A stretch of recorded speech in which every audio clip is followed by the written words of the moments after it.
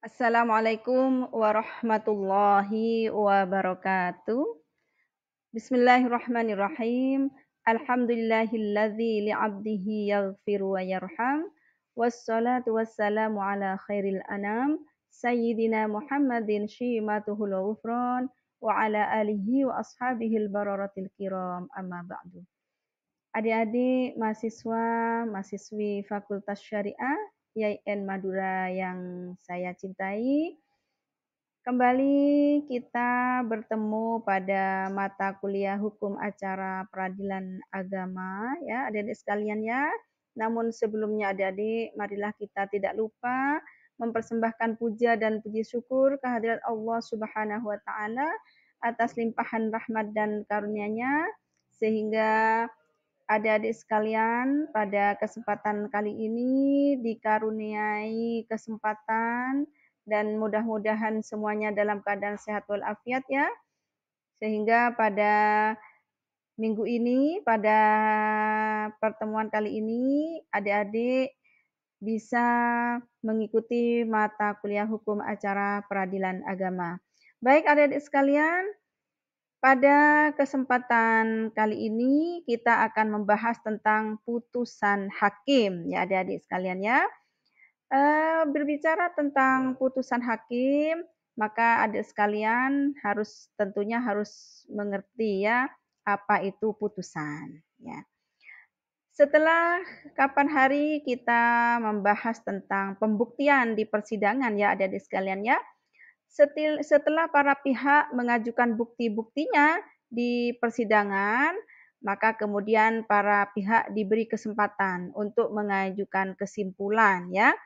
Kesimpulan itu adik-adik bisa disampaikan ke majelis hakim, bisa secara tertulis, bisa juga secara lisan. Sama halnya dengan ketika para pihak mengajukan jawaban, mengajukan replik, mengajukan duplik, itu kan bisa disampaikan secara lisan, bisa juga secara tertulis. Maka demikian juga kesimpulan bisa diajukan secara lisan dan juga bisa juga diajukan secara tertulis.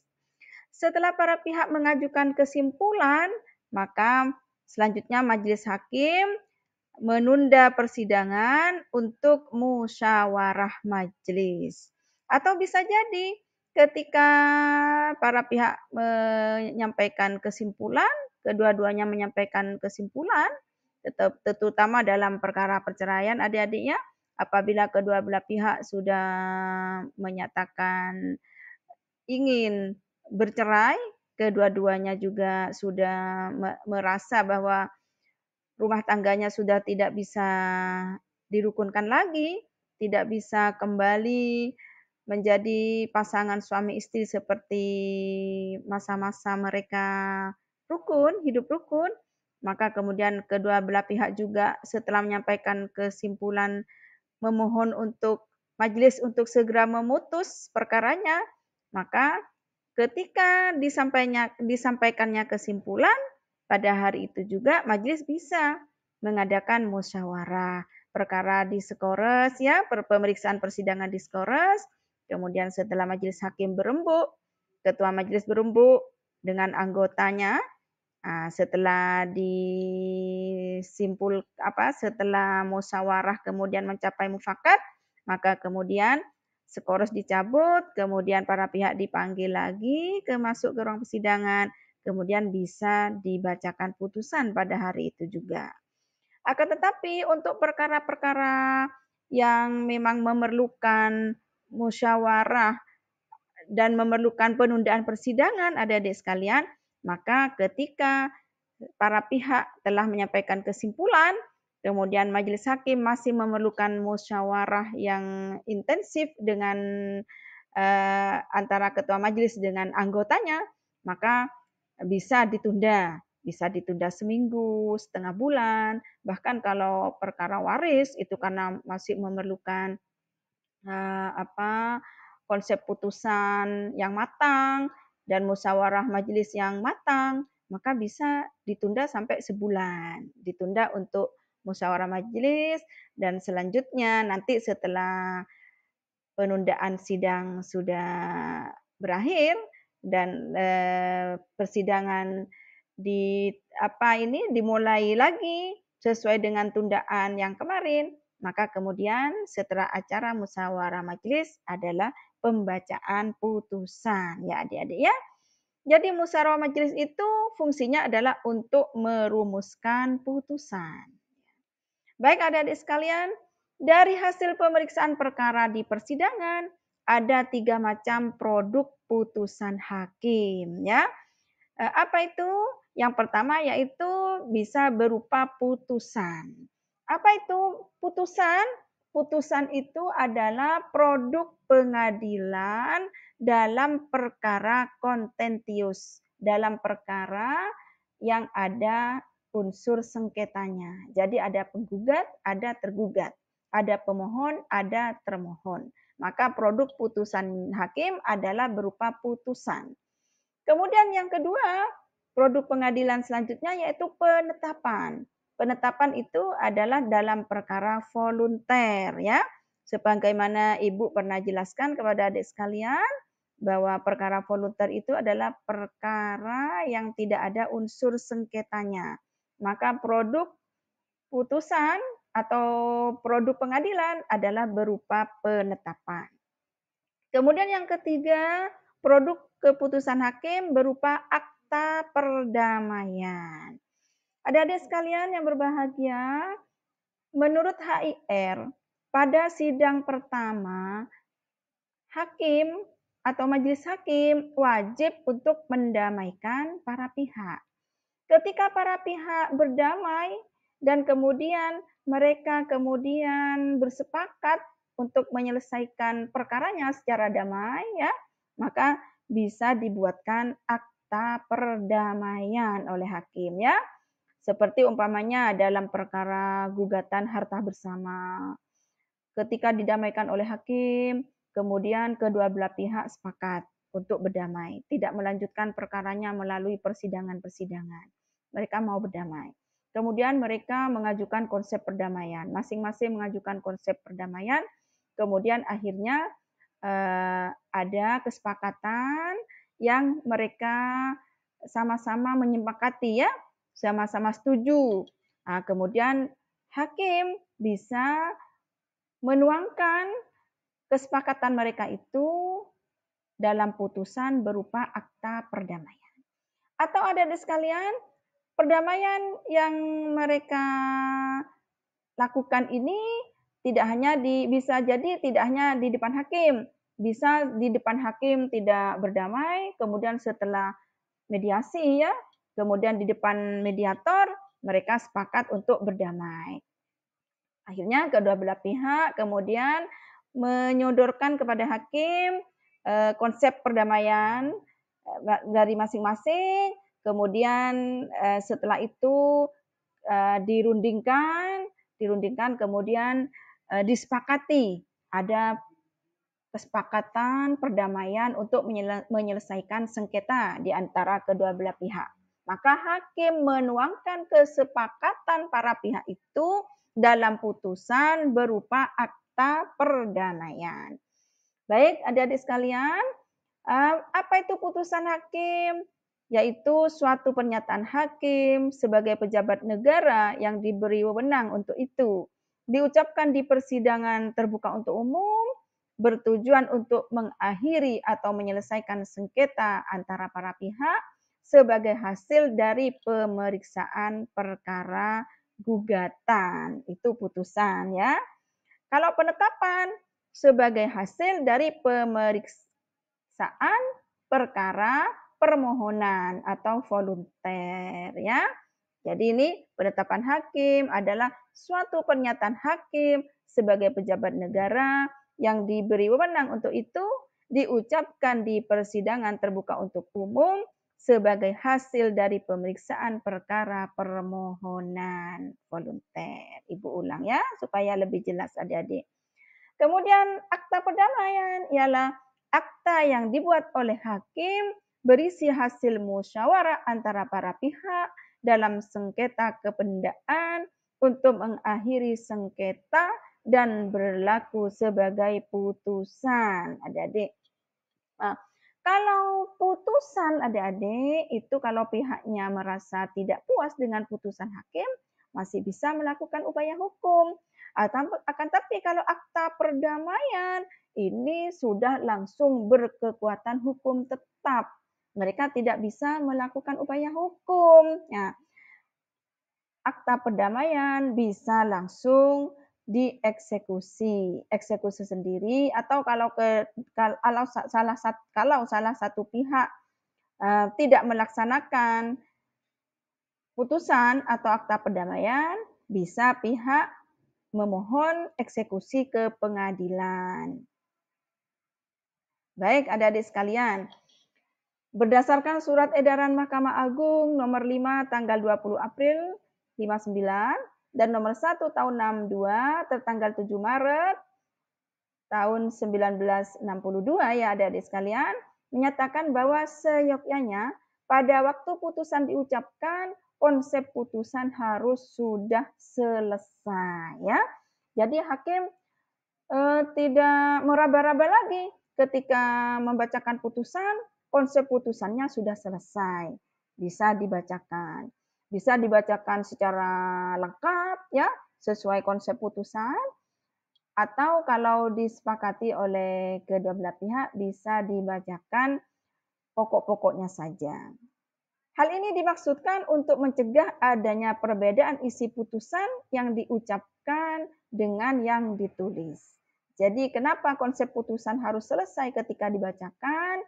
Agar supaya tidak ada perbedaan antara isi putusan yang diucapkan oleh majelis hakim dengan putusan yang ditulis dalam putusan nanti yang kemudian diberikan kepada para pihak. Baik, selanjutnya adik-adik sekalian, nilai suatu putusan hakim terletak pada pertimbangan hukumnya. Apakah pertimbangan itu baik atau tidak? Dikaitkan dengan ketepatan analisis kasus perkaranya dan kejadian atau peristiwanya berdasarkan fakta hukum. Selanjutnya kita akan membahas tentang asas-asas putusan. Asas-asas putusan itu pada dasarnya adalah yang pertama, memuat alasan-alasan dan dasar-dasar yang jelas dan rinci ya. Dan untuk memenuhi kewajibannya, hakim wajib menggali, mengikuti dan memahami nilai-nilai hukum yang hidup dalam masyarakat ya. Bahkan hukum adat kalau mau digali oleh hakim, mau dijadikan pertimbangan hukum, boleh-boleh saja ya adik-adik sekalian ya. Baik. Kemudian yang kedua, hakim wajib mengadili seluruh bagian gugatan ya. Apa yang diadili oleh hakim? Yaitu hakim harus melihat petitum. Petitum yang sesuai dengan posita ya, adik-adik sekalian ya. Kalau petitum tidak sesuai dengan posita, maka hakim bisa meng-NO ya, bisa tidak menerima gugatan yang diminta oleh pihak ya. Nah, kemudian petitum yang ada itu kalau ada berapa petitumnya? Ada 1, 2, 3, 4, maka itu semuanya, semua petitum itu harus dipertimbangkan oleh majelis hakim. Putusan harus secara total dan menyeluruh memeriksa dan mengadili setiap petitum gugatan yang diajukan. Tidak boleh hanya memeriksa dan mengadili sebagian saja dan mengabaikan gugatan selebihnya ya adik-adik sekalian. Baik, kemudian asas berikutnya tidak boleh mengabulkan melebihi tuntutan yang disebut dengan ultra petita. Putusan tidak boleh mengabulkan melebihi tuntutan yang dikemukakan dalam gugatan. Ultra petitum partium ya, atau biasa disebut dengan ultra petita ya. Tapi ada juga beberapa hal yang membolehkan hakim untuk melakukan ultra petita. Contoh ya adik-adik sekalian ya, di dalam petitum penggugat hanya meminta hak asuh anak ya, tidak meminta kepada hakim supaya tergugat menyerahkan anak tersebut kepada penggugat. Maka majelis hakim bisa untuk menambah petitum menambah amar putusan ya, sekalipun tidak diminta di dalam petitum oleh penggugat. Karena sekalipun majelis nanti menetapkan bahwa hak asuh anak ada pada penggugat, namun kalau anak tersebut ada pada tergugat dan majelis tidak menghukum tergugat untuk menyerahkan si anak kepada penggugat, maka bisa jadi menyulitkan di dalam eksekusi anak. Oleh karena itu, ada beberapa hal yang membolehkan hakim karena jabatannya untuk menambah amar putusan ya, sekalipun tidak diminta di dalam petitum. Tapi secara umum adik-adik sekaliannya, hakim tidak boleh menambah mengabulkan melebihi tuntutan ya. Hakim yang mengabulkan, yang memutus melebihi tuntutan dianggap melampaui batas wewenang ya, ultra vires. Apabila putusan mengandung ultra petitum, harus dinyatakan cacat, invalid, dan tidak sah, meskipun dilakukan dengan iktikat baik atau good faith maupun sesuai dengan kepentingan umum atau public interest. Selanjutnya, hakim yang melanggar prinsip ultra petita sama dengan melanggar terhadap prinsip rule of law sebagaimana ditegaskan dalam putusan Mahkamah Agung Republik Indonesia nomor 1001 KSIP garing 1972 tertanggal 17 Januari 1973 dan putusan nomor 721K garing AG garing 2013 tanggal 13 Desember 2013 yang melarang hakim mengabulkan hal-hal yang tidak diminta atau melebihi dari apa yang diminta oleh para pihak. Asas selanjutnya yaitu putusan dibacakan dalam sidang terbuka untuk umum ya. Nah, dalam perkara perceraian, pemeriksaannya tertutup untuk umum, akan tetapi ketika membacakan putusan harus dibacakan di dalam sidang terbuka untuk umum. Pada prinsipnya, peradilan terbuka untuk umum, pada prinsip peradilan terbuka untuk umum merupakan bagian dari asas objektivitas kejujuran dalam pemeriksaan persidangan atau fair trial ya. Tujuannya adalah untuk menjamin proses peradilan terhindar dari perbuatan tercela dari pejabat peradilan seperti berat sebelah, diskriminasi ya, keberpihakan maksudnya adik-adik berat sebelah ya, dan sebagainya. Baik. Nah, kemudian yang ketiga kita akan membahas tentang sistematika isi putusan ya. Jadi putusan itu ada sistematikanya ya. Yang pertama ada kepala putusan. Kepala putusan itu terdiri dari apa? Terdiri dari nomor putusan. Jadi di atas judulnya putusan atau penetapan atau akta perdamaian. Maka berikutnya harus dicantumkan nomor perkaranya ya. Nomor putusan itu adalah nomor perkara ya. Nah, kemudian karena ini di pengadilan agama harus diikuti dengan ira-ira Bismillahirrahmanirrahim. Selanjutnya demi keadilan berdasarkan ke Tuhan Yang Maha Esa ya. Jadi harus ada kepala putusan. Makanya ketika dibacakan putusan atau penetapan atau akta perdamaian, maka majelis hakim setelah menyatakan sidang dinyatakan terbuka untuk umum. Kemudian dibacakan putusan nomor umpamanya nomor 2 PDTG 2021 PA Pamekasan. Bismillahirrahmanirrahim. Demi keadilan berdasarkan ke Tuhan Yang Maha Esa, Pengadilan Agama Pamekasan yang memeriksa dan mengadili perkara tertentu dalam tingkat pertama menjatuhkan putusan dalam perkara cerai talak yang diajukan oleh dibaca kemudian selanjutnya adalah identitas para pihak. Yang diajukan oleh pihaknya dibaca ya. Identitas para pihak. Kemudian kalau ada kuasanya, identitas kuasanya juga ya. Identitas para pihak dan kuasanya terdiri dari nama bin atau binti ya. kemudian umurnya, agamanya, pekerjaannya, pendidikannya, tempat tinggalnya harus lengkap dibaca, dituangkan di dalam putusan. Selanjutnya setelah identitas baru duduk perkara. Nah, jadi putusan nomor 21 PDTK 2021 PA Pamekasan. Bismillahirrahmanirrahim. Demi keadilan berdasarkan ketentuan Yang Maha Esa, Pengadilan Agama Pamekasan yang memeriksa dan mengadili perkara tertentu dalam tingkat pertama menjatuhkan putusan dalam perkara cerai talak yang diajukan oleh Ahmad bin Muhammad umpamanya. Umurnya disebutkan, kemudian tanggal lahirnya kalau perlu secara lengkap, kemudian pekerjaannya, pendidikannya, kemudian tempat tinggalnya sebagai sebagai pemohon ya. Kalau ada kuasanya juga disebutkan.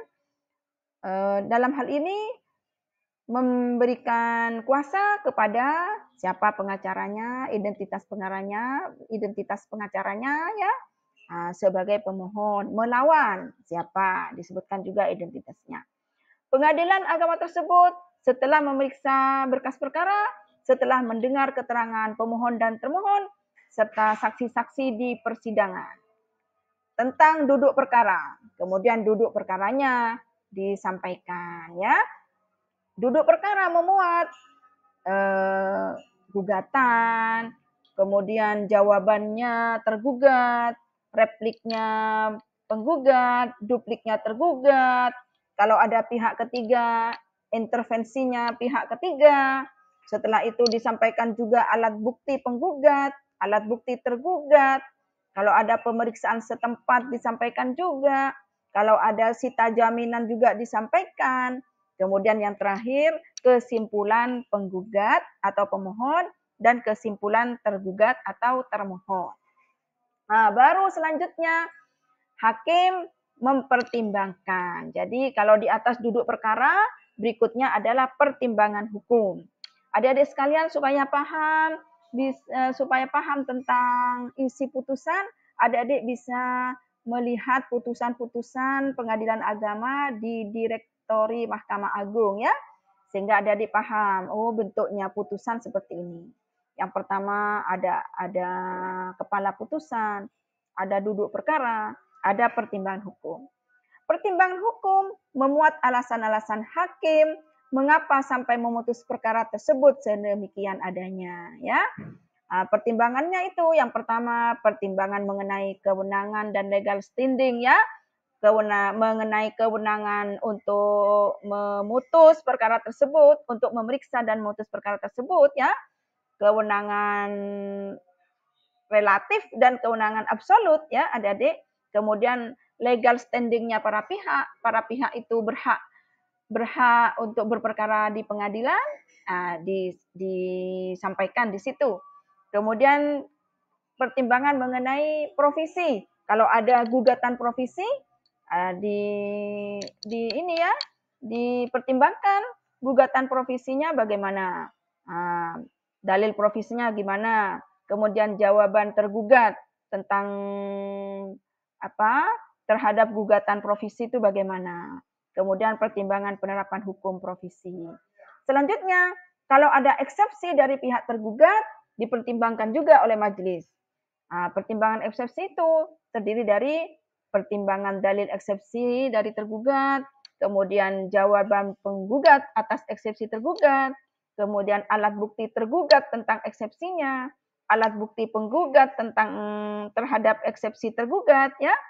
Selanjutnya pertimbangan dalil eksepsi yang diakui oleh penggugat dan yang dibantah oleh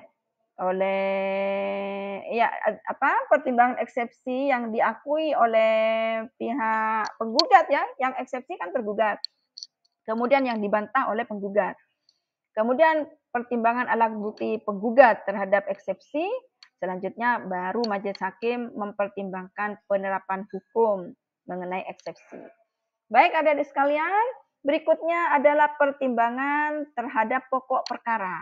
Sama ya, pertimbangan dalil yang diakui, pertimbangan dalil yang dibantah, selanjutnya dalil yang harus dibuktikan dan siapa yang dibebani pembuktian, pertimbangan alat bukti penggugat, selanjutnya alat bukti tergugat, untuk melumpuhkan alat bukti penggugat, kemudian pertimbangan dalil penggugat tergugat yang dapat dikabulkan, kemudian pertimbangan penerapan hukumnya, kemudian bisa menyampaikan dalil-dalil syar'i ya, dan dalil-dalil menurut peraturan perundangan yang berlaku ya, atau menurut hukum positif, kemudian pertimbangan tentang sita jaminan, sah dan berharga, kemudian pertimbangan petitum gugatan kompensi yang dikabulkan, apakah dikabulkan, apakah diterima, atau ditolak ya.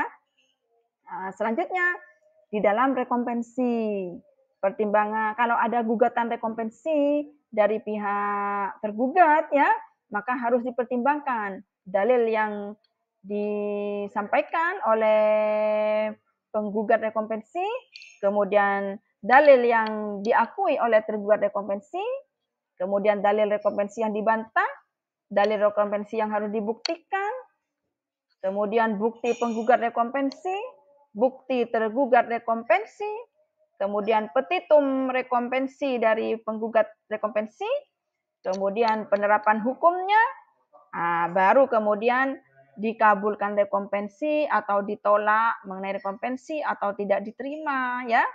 Kemudian dipertimbangkan juga sita jaminan sah dan berharga atas gugatan rekompensi penggugat rekompensi. Kemudian pertimbangannya itu bisa mencantumkan dalil syar'i, bisa juga mencantumkan peraturan sesuai dengan peraturan perundangan yang berlaku atau menurut hukum positif. Kemudian bisa juga menurut nalar hakim itu sendiri ya, bisa juga. Jadi hakim bisa melakukan ijtihad ya, bisa mengemukakan pendapat tentunya dengan dalil-dalil syar'i juga ya.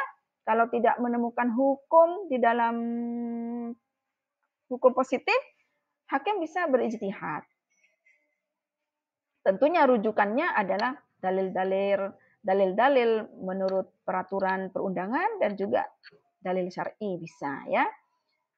Kemudian pertimbangan petitum gugatan rekompensi yang dikabulkan atau tidak diterima atau ditolak ya. Baik adik-adik, selanjutnya bisa hakim melakukan pertimbangan dalam intervensi apabila ada intervensi dari pihak ketiga. Sama ya, yang dipertimbangkan dalil intervensi dari pihak penggugat intervensi, kemudian dalil intervensi yang diakui tergugat intervensi, kemudian yang dibantah, kemudian dalil intervensi yang dibuktikan, kemudian alat buktinya penggugat intervensi, alat bukti tergugat intervensi, dalil penggugat intervensi, kemudian penerapan hukumnya. Apakah gugatan intervensi dikabulkan atau tidak diterima atau ditolak ya. Kemudian pertimbangan sita jaminan sah dan berharga. Kemudian juga paragraf mengingat peraturan perundangan yang berlaku serta hukum Islam yang berkaitan dengan perkara ini. Kemudian pertimbangan pengabulan dan penolakan intervensi. Selanjutnya hakim membacakan amar putusan. Amar putusan merupakan jawaban dari petitum gugatan baik dalam kompensi maupun rekompensi, termasuk di dalamnya ketika ada eksepsi dan provisi yang dimulai dengan kata mengadili. Mengadili dalam provisi. Kemudian dalam eksepsi, selanjutnya dalam pokok perkara. Dalam pokok perkara itu ada dua, dalam kompensi. Bisa kalau ngajukan rekompensi ya, pokok perkaranya ada dua, dalam kompensi, kemudian dalam rekompensi. Dalam menyusun amar, hakim harus tegas, jelas, terperinci, dan jelas maksudnya dalam menjawab satu persatu dari petitum, sehingga mudah dalam pelaksanaan eksekusi nantinya ya adik-adik sekalian.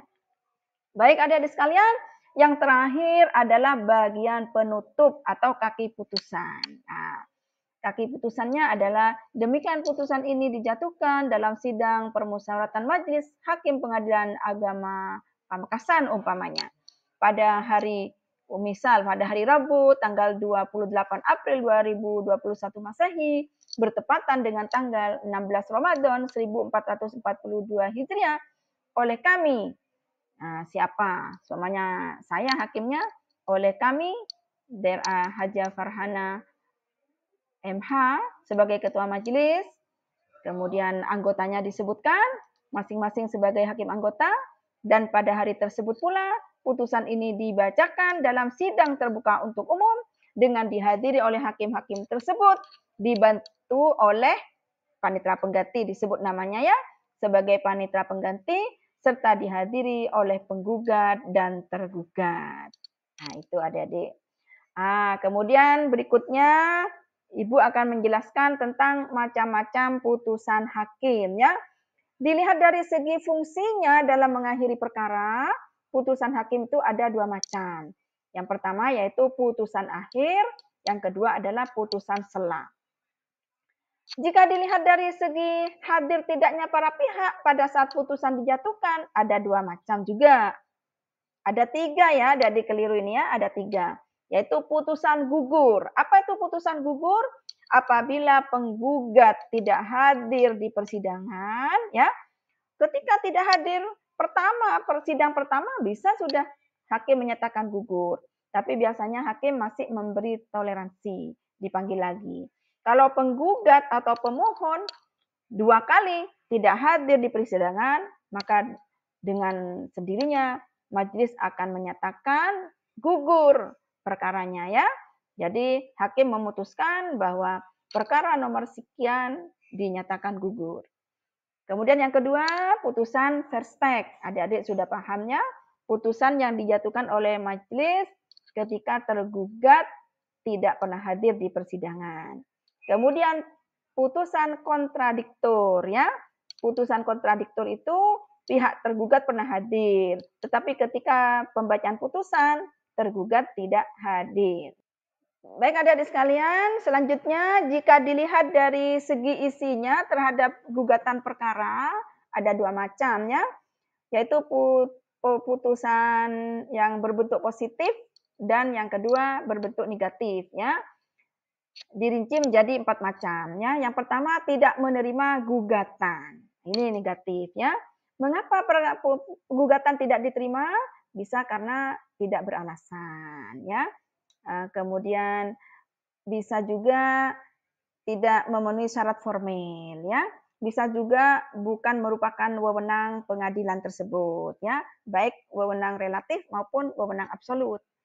Kemudian yang kedua, putusan berupa penolakan hakim terhadap gugatan penggugat ya, menolak gugatan penggugat seluruhnya, negatif juga. Putusan dengan amar menolak itu berarti penggugat tidak bisa membuktikan ya. Kemudian yang ketiga, mengabulkan gugatan sebagian dan menolak untuk selebihnya ya. Kemudian mengabulkan gugatan penggugat seluruhnya. Jadi ada dua ya, positif dan negatif. Masing-masing ada dua ya, positif ada dua, negatif ada dua. Baik adik-adik sekalian, dan jika dilihat dari segi sifatnya terhadap akibat hukum yang ditimbulkan, maka putusan itu ada tiga macam, yaitu deklarator, yaitu berupa pernyataan, kemudian konstitutif, ya, konstitutif itu apa itu membentuk suatu keadaan baru, kemudian kondemnator ya, kondemnator itu menghukum ya, menghukum pihak untuk melakukan suatu perbuatan atau untuk membayar, menghukum untuk membayar atau untuk menyerahkan suatu barang atau untuk membayar suatu keuangan tertentu ya. Kemudian mengenai macam-macam putusan dapat diuraikan sebagai berikut ya. Jadi untuk mengenal lebih jelas tentang macam-macam putusan, adik-adik dapat diuraikan sebagai berikut ya. Yang pertama, putusan akhir, yaitu putusan yang mengakhiri pemeriksaan di persidangan, baik yang telah melalui semua tahap pemeriksaan maupun yang belum menempuh semua tahap pemeriksaan ya. Kalau tidak memenuhi syarat formil ya, seperti pengadilan tidak berwenang, itu di awal sudah bisa dinyatakan tidak berwenang, sudah langsung putusan akhir ya adik-adik sekalian ya. Kemudian putusan akhir yang dijatuhkan sebelum sampai tahap akhir, ini diantaranya adalah satu, putusan gugur ya. Kalau pihaknya sudah tidak hadir, 2 kali tidak hadir, sudah diputus gugur. Kemudian putusan verstek yang tidak diajukan verzet ya. Kemudian putusan NO seperti tadi Ibu sampaikan, karena dari awal sudah bukan wewenang, baik wewenang relatif maupun wewenang absolut ya, atau tidak memenuhi syarat formil ya. Nibis in idem, perkara ini sudah pernah diputus kemudian diajukan lagi, atau kurang pihak ya, dan sebagainya dan sebagainya. Kemudian yang keempat, putusan yang menyatakan pengadilan tidak berwenang ya, sudah Ibu jelaskan tadi. Yang kedua, putusan sela. Putusan sela ialah putusan yang dijatuhkan masih dalam proses pemeriksaan perkara dengan tujuan untuk memperlancar jalannya pemeriksaan ya. Kalau para pihak mengajukan eksepsi ya, eksepsi kewenangan, maka putusan sela ya. Kalau menolak eksepsi, putusan sela. Kalau menerima eksepsi, langsung putusan akhir ya. Kalau menolak eksepsi berupa putusan sela ya. Putusan sela tidak dapat dimintakan banding kecuali bersama-sama dengan putusan akhir. Para pihak dapat meminta supaya kepadanya diberikan salinan yang sah dari putusan sela itu dengan biaya sendiri ya. Putusan sela dilakukan dalam hal satu, pemeriksaan. Ini adik-adiknya, putusan sela itu ini dalam perkara permohonan prodeo ya, berperkara secara cuma-cuma. Hakim bisa mempertimbangkan, menerima atau menolak terhadap permohonan para pihak yang mengajukan perkara secara cuma-cuma atau prodeo ya. Itu dituangkan dalam putusan sela. Kemudian pemeriksaan eksepsi tidak berwenang, sudah Ibu sampaikan tadi ya. Kemudian sumpah sublitoir, sumpah desesoir, sumpah penaksir, ini dituangkan dalam putusan sela. Kemudian pemeriksaan gugatan provisional ya, ada permohonan provisi yang harus dituangkan dalam putusan sela, maka bisa hakim membacakan putusan sela sebelum putusan akhir. Kemudian pemeriksaan gugatan insidentil, yaitu ada intervensi. Maka kalau ada intervensi, ada pihak ketiga yang merasa bahwa dia punya kepentingan terhadap perkara tersebut, biasanya dalam perkara kebendaan ini adik-adik ya, maka ini perkara intervensi harus diperiksa dulu. Nah, sehingga ada putusan intervensi ya, putusan sela tentang intervensi. Baik adik sekalian, beberapa jenis putusan sela ya. Putusan prepatoir sebagai persiapan putusan akhir, tidak berpengaruh terhadap pokok perkara dan putusan akhir ya. Kemudian yang kedua, putusan interlokutoir, yaitu putusan sela yang berisi memerintahkan pembuktian seperti pemeriksaan saksi. Nah, ini sering terjadi adik-adiknya apabila ada perkara banding.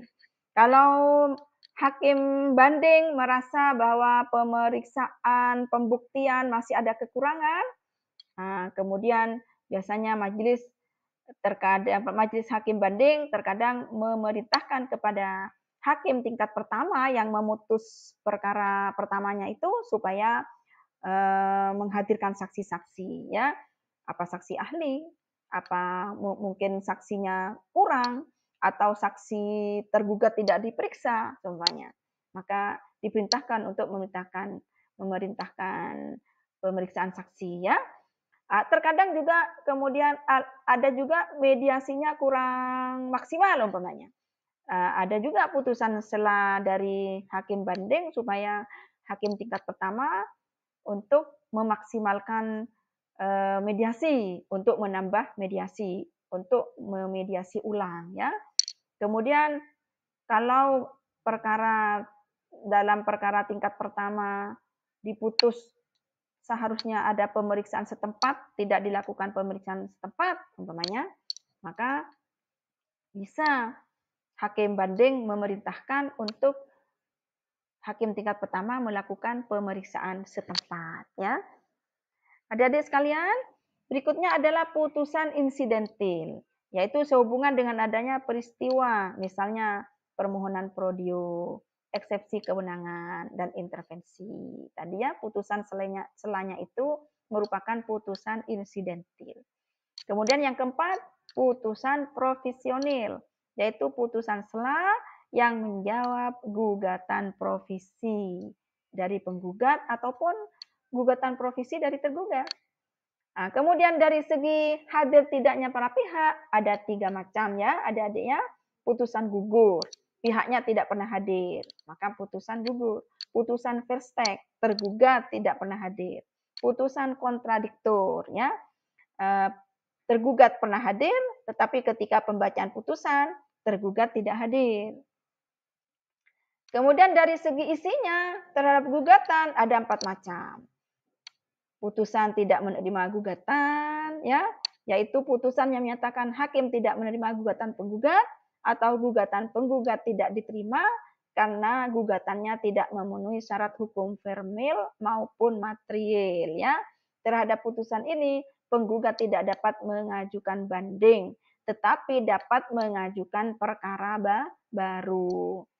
Kemudian putusan yang menolak gugatan penggugat seluruhnya, yaitu putusan yang dijatuhkan setelah ditempuh semua tahap pemeriksaan, tetapi dalil-dalil gugatan penggugat tidak terbukti, ya, atau dalil-dalil gugatan penggugat rekompensi tidak terbukti. Kemudian yang ketiga, mengabulkan gugatan penggugat untuk sebagian dan menolak atau tidak menerima selebihnya, yaitu putusan di mana dalil gugatan ada yang terbukti dan ada yang tidak terbukti, atau tidak memenuhi syarat-syarat hukum formil maupun material. Kalau tidak memenuhi syarat hukum formil dan material, maka gugatan penggugat tidak diterima. Ya, dalil gugatan yang terbukti tuntutannya dikabulkan. Dalil gugatan yang tidak terbukti ditolak. Kemudian dalil yang tidak memenuhi syarat formil diputus tidak diterima. Kemudian bisa juga hakim mengabulkan gugatan penggugat seluruhnya karena gugatan penggugat terbukti semua. Yaitu putusan yang dijatuhkan di mana syarat-syarat gugatan dipenuhi dan seluruh dalil gugatan mendukung petitum dan telah terbukti ya. Baik, adik-adik sekalian, dari segi sifatnya terhadap hukum yang ditimbulkan ada 3 macam, yaitu deklarator ya, yaitu putusan yang hanya menyatakan suatu keadaan tertentu yang resmi menurut hukum. Misalnya putusan yang menyatakan sah atau tidaknya suatu perbuatan hukum ya, seperti permohonan isbat nikah. Petitumnya kan menyatakan sah perkawinan pemohon 1 dengan pemohon 2 yang dilakukan pada hari ini tanggal sekian di desa apa. Nah, itu merupakan putusan deklarator ya, menyatakan suatu keadaan tertentu ya. Kemudian konstitutif, yaitu suatu putusan yang menciptakan atau menimbulkan keadaan hukum baru berbeda dengan keadaan hukum sebelumnya. Misalnya putusan perceraian ya, memberi izin kepada pemohon untuk menceraikan termohon atau menjatuhkan talak 1 bain suro tergugat kepada penggugat.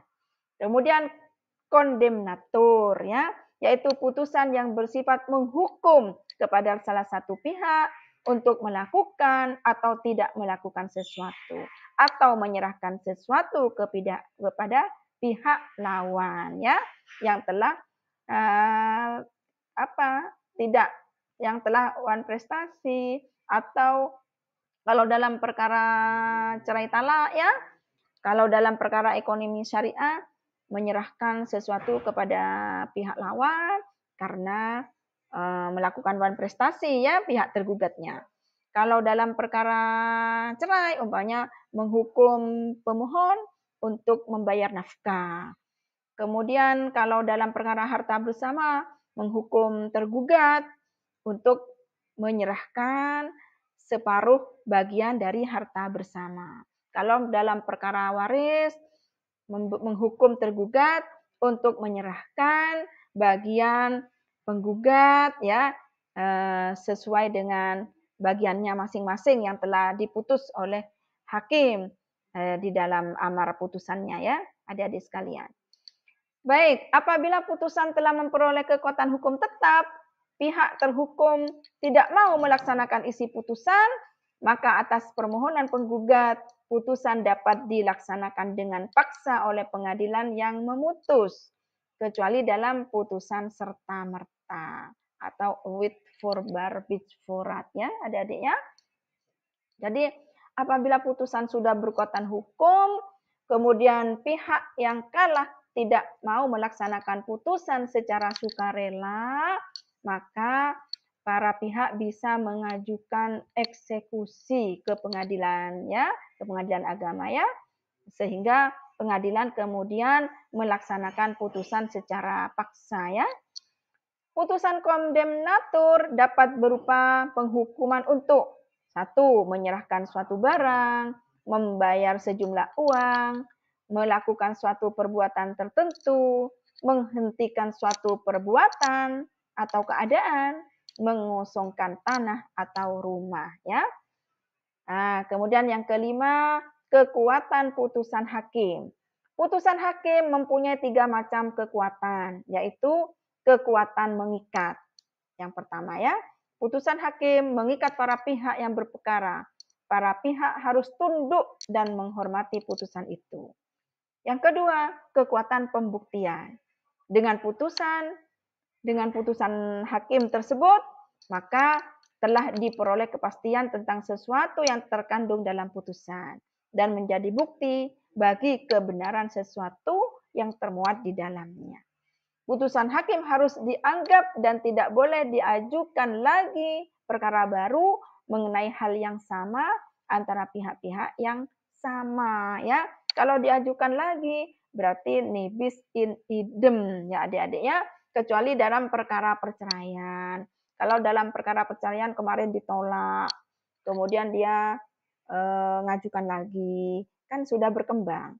Berkembang kan berarti tidak ansih nibis in idemnya tadi sudah berkembang, sudah pisahnya sudah tambah lama ya.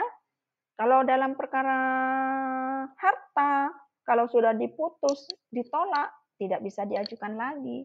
Kalau diputus di NU, bisa diajukan lagi. Baik adik-adik sekalian, yang ketiga, kekuatan eksekutorial, yaitu kekuatan untuk dilaksanakan apa yang telah ditetapkan dalam putusan itu secara paksa oleh alat negara ya. Nah, oleh karena itu setiap putusan hakim harus memuat titel eksekutorial, yaitu kalimat demi keadilan berdasarkan ketuhanan yang Maha Esa ya. Eksekusi itu adik-adik dilakukan oleh jurusita pengadilan agama ya.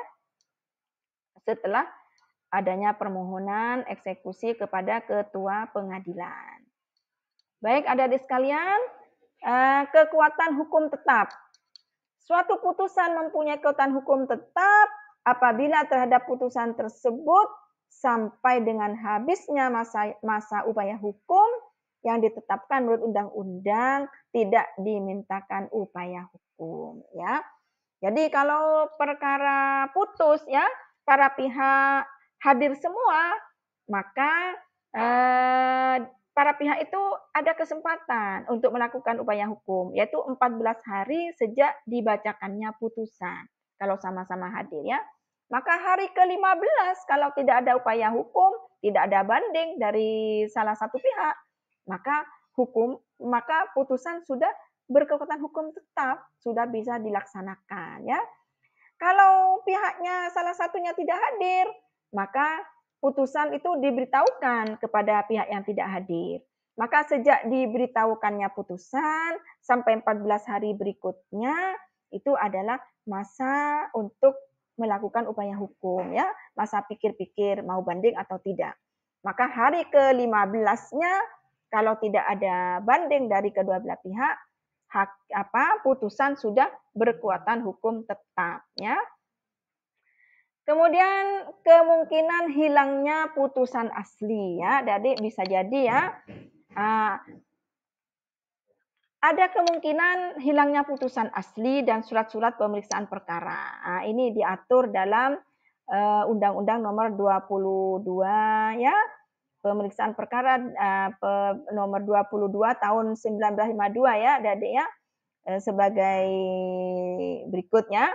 Pasal 1, jika putusan asli dari suatu pengadilan dari sebab apapun juga hilang, sedang putusan itu masih harus dijalankan atau masih perlu pemeriksaan banding, kasasi atau gerasi, atau perlu disimpan dalam arsip selama 30 tahun sesuai dengan undang-undang yang bersangkutan, maka turunan sah putusan asli itu dianggap dan disimpan sebagai putusan asli. Jadi kalau hilang, salinannya itu dianggap asli. Kemudian menurut ayat 2, barang siapa mempunyai, menyimpan atau memegang suatu turunan sah, putusan asli, diwajibkan menyerahkan salinan tersebut ya, adik-adik sekalian ya. Nah, jadi kalau seseorang ada putusan pihak yang ini ya, ada putusan penggugat hilang, maka tergugat yang menyimpan salinan putusan itu maka diwajibkan menyerahkan surat turunan. Oh, maksud Ibu ya, di pengadilan putusan hilang, maka para pihak yang menyimpan itu bisa diminta untuk menyerahkan salinan atas perintah pengadilan yang menjatuhkan putusan ya. Kemudian ayat 3, kepada orang yang menyerahkan turunan sah putusan pengadilan dapat diberikan atas permintaan surat turunan sah daripada surat turunan tersebut ya. Kemudian yang keempat, barang siapa dengan sengaja tidak memenuhi perintah pengadilan dihukum dengan hukuman penjara setinggi-tingginya 4 bulan dan 2 minggu atau denda paling banyak Rp600. Ayat 5, perbuatan yang maksud dalam ayat 4 adalah kejahatan. Jadi kalau putusan hilang di pengadilan, maka pengadilan bisa meminta kepada penggugat dan tergugat untuk memberikan salinannya ya. Bisa kemudian dia sendiri minta salinannya kepada pengadilan kembali ya, bisa dikopi lagi, kemudian dinasehat lagi oleh panitera pengadilan.